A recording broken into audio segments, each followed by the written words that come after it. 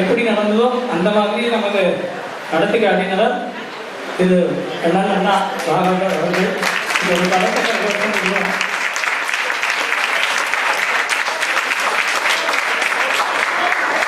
இந்த மீனாட்சி கல்யாணம் 16வது வருஷத்தை எட்டி நடந்துருக்கு அப்படின்னா அதுக்கு முக்கிய காரணம் யாருன்னு கேட்டா எங்களது பிரசிடென்ட் திரு ஹெச் நரசிம்மன் சென்னை அவர்கள்.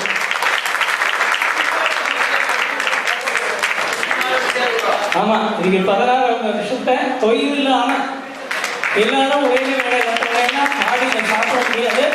எல்லாரும் கொஞ்சம் வெயிட் பண்ணி சாப்பிடணும். எல்லாரும் ஒரே நேரத்தில் மாடிக்கு போனா இருக்கிற இடத்துல தான் உட்கார முடியும். அதனால கொஞ்சம் வெயிட் பண்ணி கூட்டம் அதிகம்.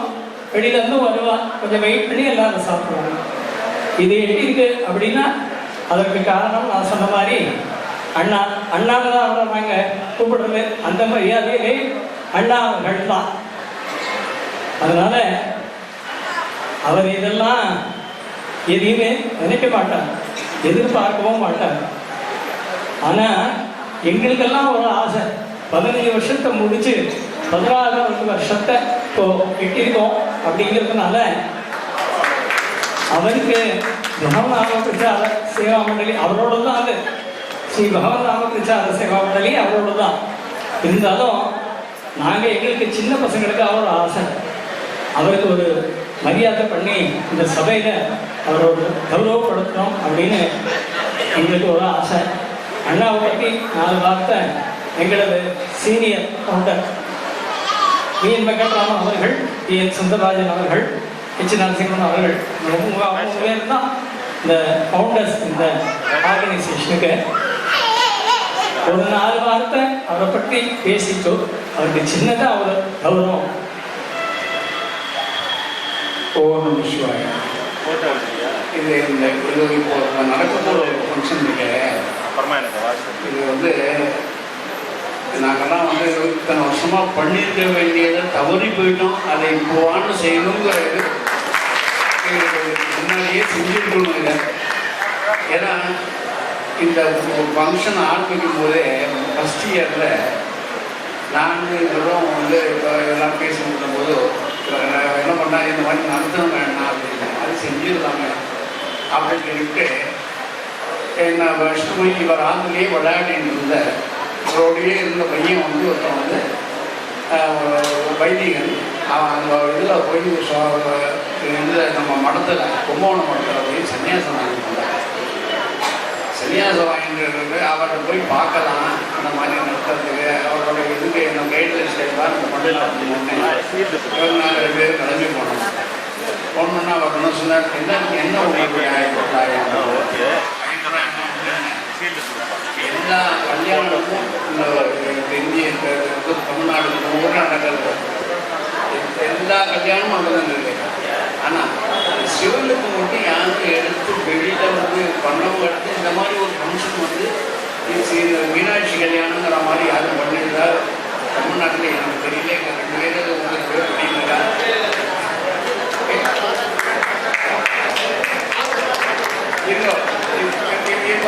நீங்கள் பேசலாம் அண்ணா அண்ணா அப்படின்னு சொல்லிட்டு இந்த சிவசம்பிரதாயம் ரொம்ப ரொம்ப பிராச்சீனமான சமாச்சாரம். இந்த மீனாட்சி கல்யாணம் ராதா கல்யாணம், சீதா கல்யாணம் அதுக்கெல்லாம் முன்னாடி இருந்த இது சம்பிரதாயம். இது வெளியில் யாருக்குமே தெரிய மாட்டேங்குது. கோவிலுக்கு தான் போயிட்டு இருக்கோங்க. சிவராத்திரின்னா ஒரு ஃபங்க்ஷன் எடுத்து அந்த மாதிரி ஒரு கல்யாணம் பண்ணணும் அப்படிங்கிறது இந்த தமிழ்நாட்டில் எனக்கு நினைக்கிறேன்.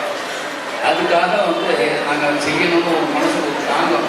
ஒரு பஜனைக்கு போனோம். பஜனைக்கு போன இடத்துல பஜனை நடந்தது சுவாமி பேரில் 2 பாட்டு, மீதியெல்லாம் 12 மணிக்கெல்லாம் முடிச்சுடுறாங்க. சிவராத்திரி அன்னைக்கு கண்டுபிடிக்கணும்னு நமக்கு நம்மளெல்லாம் பழக்கப்பட்டுட்டோம். அந்த 12 மணிக்கு முடிச்ச உடனே மனசு ரொம்ப தாபப்பட்டுது. ஏன்னா இப்போ இப்படி சுவாமிக்கு ஒரு வேலை நடக்கிறது இல்லையே, பாதிலையும் இருக்கிறாள் 12 மணிக்கெல்லாம் இருக்கிறாள், மீதி நேரம் எல்லாம் போய் தூங்குறா இல்லை.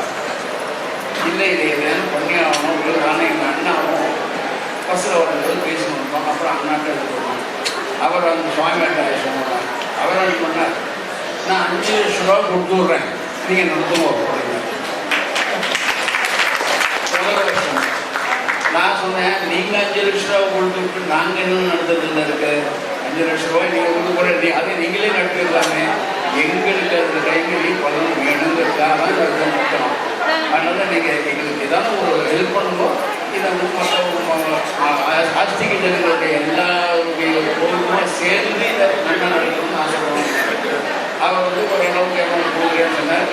அதனால நான் ஃபஸ்ட் இயரே கிராண்டாக முடிச்சு வந்து 2009 இது ஆரம்பிச்சோம். ரொம்ப கிராண்டாக ஆரம்பிச்சு. கிட்டத்தட்ட 36 ப்ரோக்ராம் அந்த வருஷம். அதில் வந்து கலெக்ஷன் வந்து முதல் நாள் வரைக்கும் கலெக்ஷன் வந்து நாங்கள் மண்டபத்துக்கு வந்த வரைக்கும் கலெக்ஷன் வந்து ஆகலை.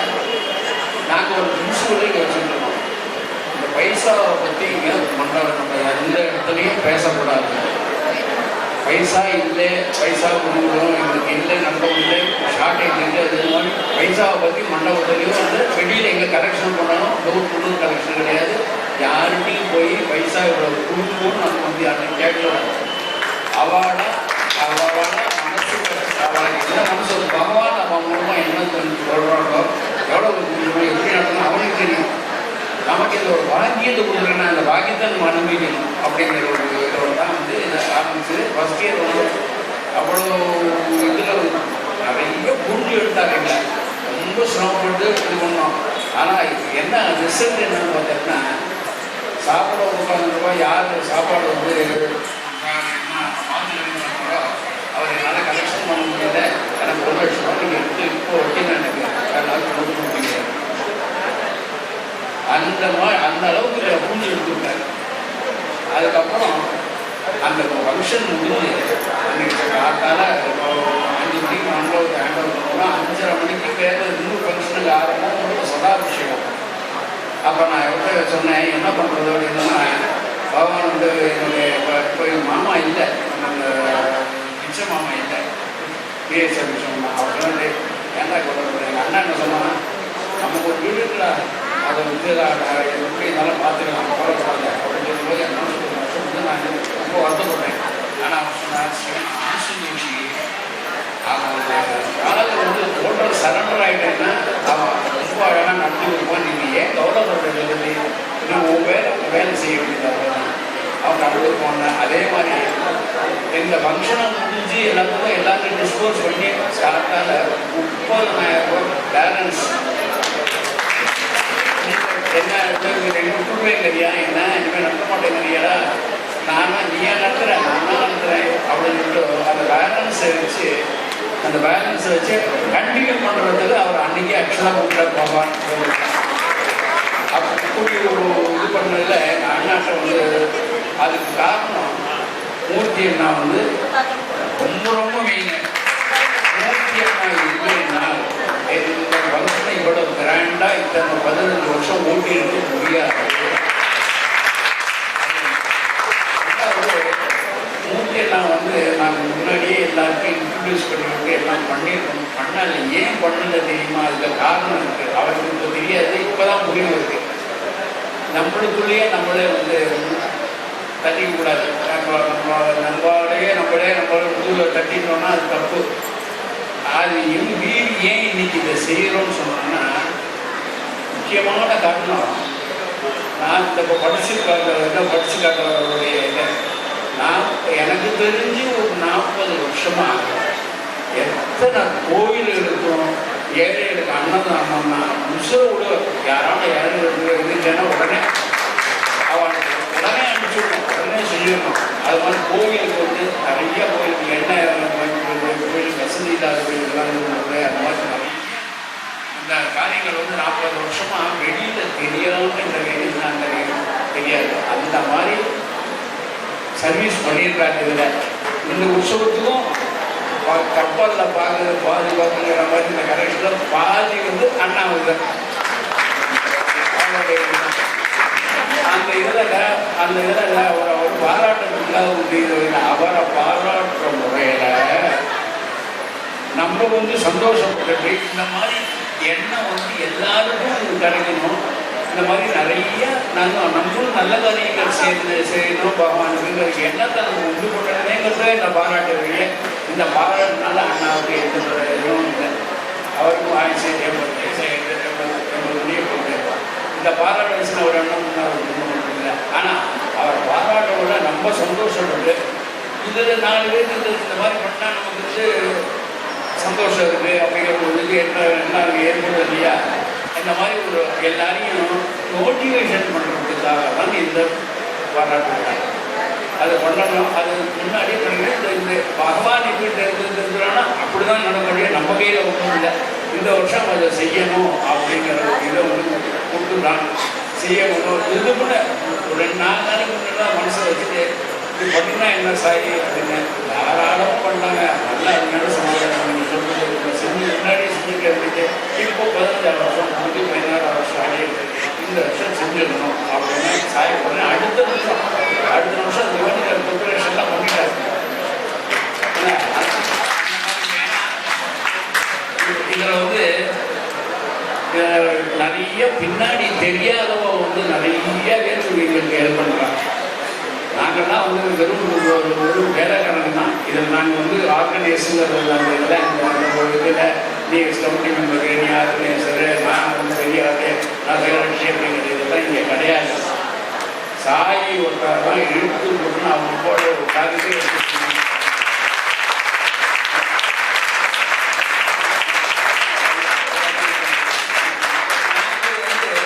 நாங்கள் வந்து பெண்ணோட உட்காந்துட்டு குளிர்காயம் அவ்வளோதான். எங்களுக்கு உடம்புலையும் சக்தி கிடையாது, வயசும் இல்லை. சாயம் கொண்டு அதே மாதிரி இங்கே வந்து கிருஷ்ணன் மாமா வரணும், ஸ்ரீராம் வரணும்,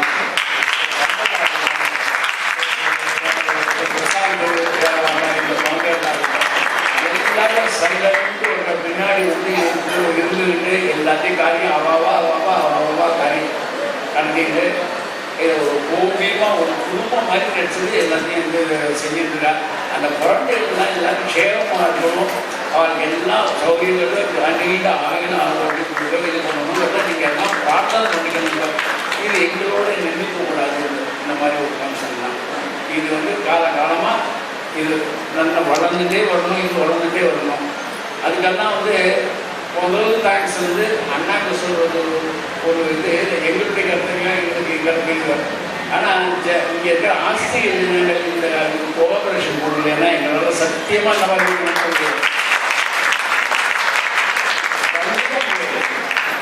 எல்லாத்துக்கும் எல்லாருடைய இதுவும் இருந்தால் தான் இந்த மாதிரி ஊருக்கு தேர்ந்தெடுக்க முடியும்.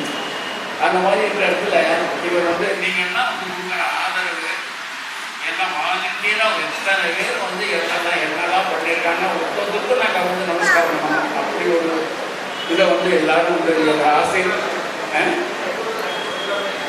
அதான் அப்போ தனியாக ஒரு ப்ரோக்ராம் வைக்கணும். அந்த மாதிரி எல்லாரும் வந்து இது பண்ணிட்டு இருந்தா இந்த ஒரு சிச்சுவேஷனில் இந்த ஒரு நல்ல சந்தர்ப்பத்தில் அண்ணாவுக்கு ஒரு சின்ன ஒரு பாராட்டு பண்ண ஆசை வந்து அதை பண்ணிக்கணும். அதை வந்து சாயை வந்து செஞ்சு கொடுப்பார். அதோட இன்னொரு சமாச்சாரம் வந்து என்ன நான் மெயினாக சொல்ல வந்திருக்காங்க.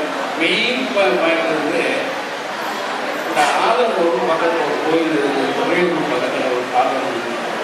ஆலங்கூரில் வந்து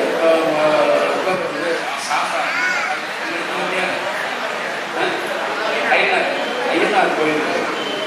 அந்த பக்கத்தில் ஒரு சிவன் கோயில் வந்து 1500 வருஷமான ஒரு பழைய கோயில். சிதலம் வந்து போய் தெரிஞ்சுப்பா யாருமே இல்லாமல் இது போன வருஷம் வரைக்கும் அண்ணா வந்து அதுக்கு பிரசிடென்ட். இப்போ சூரியன் நாராயணன் வந்து இந்த வருஷத்துக்கு தலைவர். ஆனால் ராமன் மாமா வந்து ஜேஎஸ் ராமனுக்கு செக்ரட்டரி. இந்த 3 பில்லரும் உட்காந்து இந்த கோவிலில் 45 வருஷம் 50 வருஷம் கிட்டத்தட்ட செலவு பண்ணி எல்லா சந்நிதியும் கட்டி பண்ணியிருக்காங்க. அது பண்ணி முடிச்ச காரணம் என்ன? அதில் எல்லாம் கண்கூடான ஒரு பலன் என்னன்னா அது வந்து ஒரு ஓட ஓடிட்டு அது எப்போது வந்துட்டு தான் வரும். தண்ணியும் பார்க்காத படம் இது பண்ணும்போது அந்த இதில் வந்து ஃபுல்லாக தண்ணி வந்து ரெண்டாக நிறைஞ்சு விவசாயம் அங்கே வந்து நல்லா நடக்கிறது. அந்த சுற்றி விட்ட இருக்கிற அவ்வளவு ஜனங்களும் அதை வந்து பார்ட்டிசிபேட் பண்ணுவாங்க அத்தனை நேரம். அதே மாதிரி சமோசம் அந்த வருஷம் அந்த சமோசம் இது பண்ணும்போது அந்த ஊரில் இருக்கிற எல்லா சுற்றி கிராமத்துக்கு அவ்வளோ பேரும் 2000 பேருக்கு மேலே அன்னதானம் சொன்னதுக்கு இது வரைக்கும் அன்னதானத்துக்கு அந்த கோவில் இருந்து இதெல்லாம் அண்ணா பண்ணுறாருன்றது சத்தியமாக வந்து நாங்கள்லாம் கண்ணால் பார்த்தது.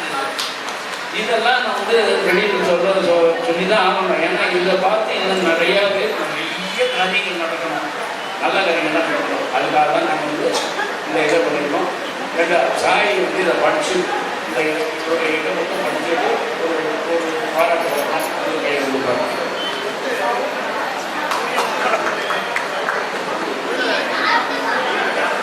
அது இன்னொரு காரியம் சொல்லணும். 210 கோயிலை கட்டியிருக்கார். அன்னதானம் வந்து பெரிய அன்னதானம் தான் இருக்கும். 1000 பேர் அன்னதானம் இதெல்லாம் நான் கேட்கிறேன். அண்ணா இந்த மாதிரி அப்படின்னு விராட்டு நாங்கள் பண்ணித்தரேன் உடனே கொடுத்தாரு. எந்த விதமான மறுப்பும் கிடையாது. அன்னதானம் கோயில் விஷயம்னா மருத்துவம் என்ன உண்டோ பண்ணிடுவாங்க. பிஸ்னஸ் பண்ணி எல்லா கோயிலும்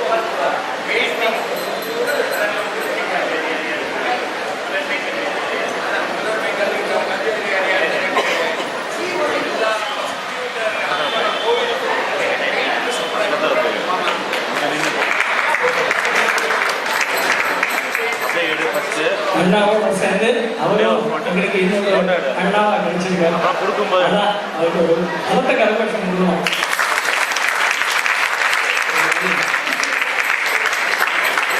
அண்ணா அவர்களுக்கு இந்த ஸ்ரீ பகவன் நாம பிரச்சார சேவா மண்டலி திருச்சி 16ஆம் ஆண்டு மகாசிவராத்திரி வைபவம் 2024 பிரம்மஸ்ரீ நரசிம்மன் என்கிற ஸ்ரீ மூர்த்தி ஸ்ரீ பகவன் நாம பிரச்சார சேவா மண்டலியாரின் சார்பாக 16ஆம் ஆண்டு மகாசிவராத்திரி அண்ட் ஸ்ரீ மீனாட்சி கல்யாண வைபவத்தை முன்னிட்டு 10/3/2024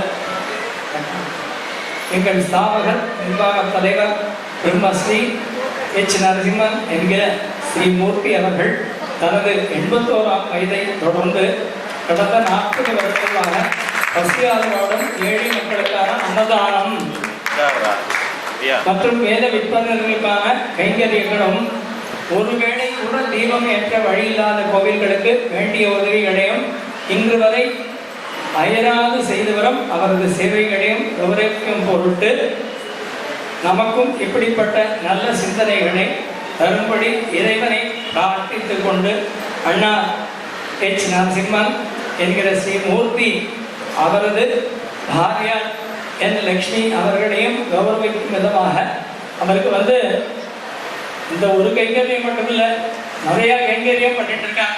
அதனால கைங்கரிய சேவா ரத்னம்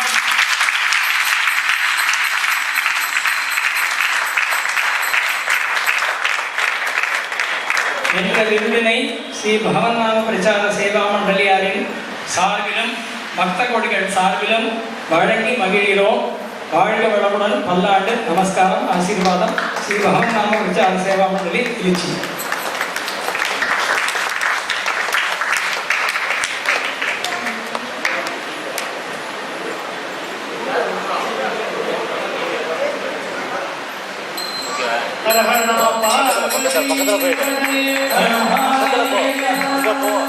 பக்கத்துல போ, சீக்கிரம் போ.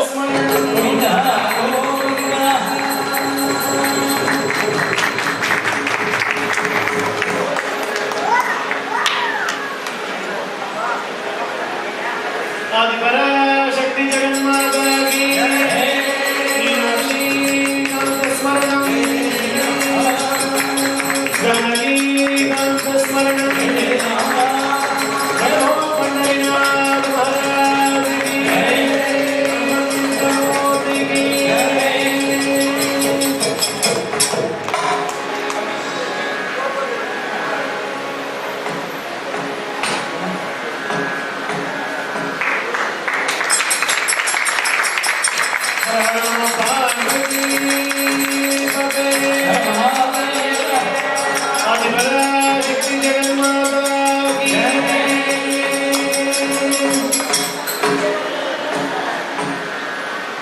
அண்ணாவும் ஸ்ரீ சூரியநாராயணன் அண்ணாவும் சூரியன் சந்திராள் இருக்கிற வரைக்கும் இந்த லோகத்தில் சௌக்கியமாக இருந்து நிறைய அந்த மாதிரி கைங்கரியங்கள் அப்படிலாம் பண்ணிட்டு இருக்கோம் அப்படின்னு பிரார்த்தனை பண்ணிட்டு ஒரு பலத்த கரகோஷம் கொடுங்க.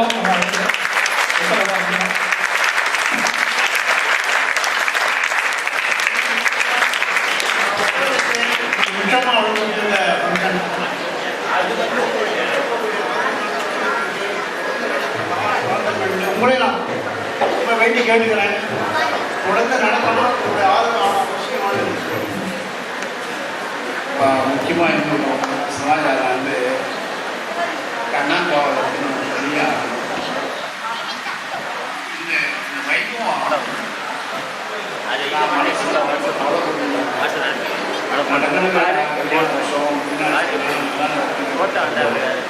அப்போ கான்டாக்ட் பண்ணும்போது ஒரு ரத்தனை என்கிட்ட வளர்த்துட்டேன். ஏன்னா எனக்கு ஒரே என்னன்னா அவங்க இருந்ததுனா இந்த டபுள் முருகா இருக்குமேங்கிற மனசு ஒரு ஆத்தங்கம் வந்து எனக்கு சூழ்நிலை. ஆனால் ஜனங்களுடைய இது வந்து இது கல்யாண விஷயம் இது ஏ கிளாஸ்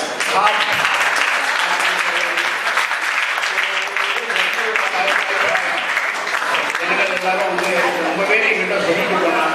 என்ன ரொம்ப பேர் எங்கிட்ட சொல்லிட்டு நான் இந்த வைபவத்தை நான் வந்து எதிர்பார்க்கல.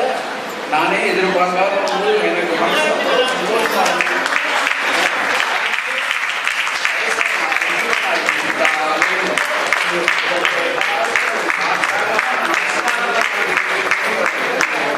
ராம்ராம் இல்லை சுந்தர மாமா பற்றி எல்லாருமே தெரியும். அவன் போட்டி மாமாவும் தெரியும் எல்லாருமே. அவள் பண்ணுற கைவினைக்கு வீட்டில் இடையே கிடையாது. இந்த சில அசம்பாவித சந்தர்ப்பங்களால் குருநாதனால் வர முடியாமல் சுச்சுவேஷன் மாமா பேசிட்டு இருந்தோம்.